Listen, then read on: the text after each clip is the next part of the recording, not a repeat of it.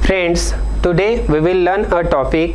Name of the topic is definition of language, sentence, word, letter and grammar. आज आपण language, sentence, word, letter and grammar हा topic शिकणार आहोत. त्यामध्ये आपण त्यांच्या डेफिनेशन्स म्हणजेच व्याख्या देखील बघणार आहोत. So let us see definition of language. Before that we will try to know what is English. English म्हणजे काय आपण हे आता बघणार आहोत. आता इंग्लिश म्हणजे काय तर इंग्रजी ही एक भाषा आहे. Means English is an international language. म्हणजे काय, इंग्रजी ही एक आंतरराष्ट्रीय भाषा आहे. English is a language. आता आपण जर बघितलं वेगवेगळ्या प्रकारच्या भाषा आहेत जसे की मराठी, हिंदी, गुजराती. परंतु इंग्रजी ही जी भाषा आहे ती कशा प्रकारची भाषा आहे, आंतरराष्ट्रीय भाषा आहे. कारण ही लँग्वेज पूर्ण देशांमध्ये बोलली जाते. त्यानंतर आपण बघूया व्हॉट इज लँग्वेज. आता लँग्वेज म्हणजे काय आपण जाणून घेणार आहोत.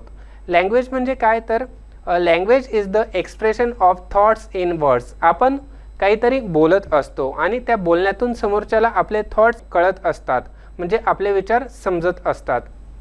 आपण त्याला काय म्हणत असतो तर language is the expression of thoughts in words. म्हणजे वाक्यामध्ये किंवा आपल्या विचारातून समोरच्याला आपण काहीतरी सांगत असतो त्याला आपण बोलत असतो लँग्वेज. आपण आता बघूया व्हॉट इज सेंटेन्स.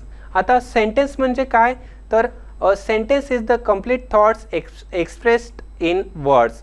आपण एक वाक्य बोलतो आणि त्या वाक्यातून पूर्ण अर्थ, पूर्ण बोध समोरच्याला होतो. आपण त्याला काय बोलत असतो तर सेंटेन्स. आपण मराठीतून बघूया वाक्य म्हणजे शब्दामध्ये व्यक्त केलेले पूर्ण विचार.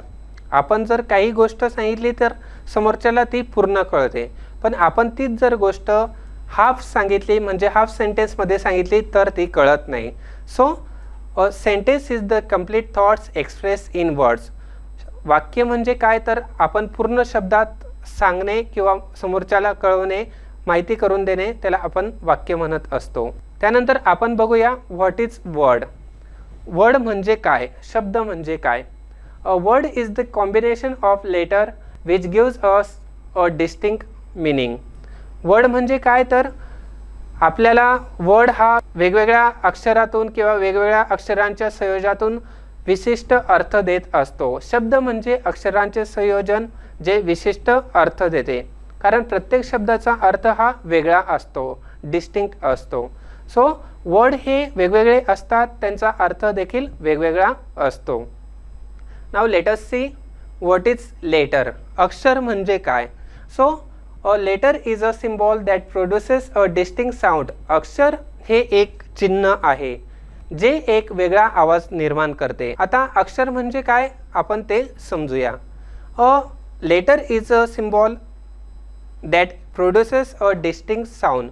आता अक्षर म्हणजे काय, अक्षर हे एक चिन्ह आहे. आता आपण जर बघितलं एका वर्डमध्ये खूप अक्षरे असतात, 3 लेटरचा वर्ड असतो किंवा 10 लेटर्सचा देखील वर्ड असतो, परंतु प्रत्येकाचा साऊंड हा वेगवेगळा असतो आणि त्या अक्षरांपासून वेगवेगळे शब्द तयार होतात.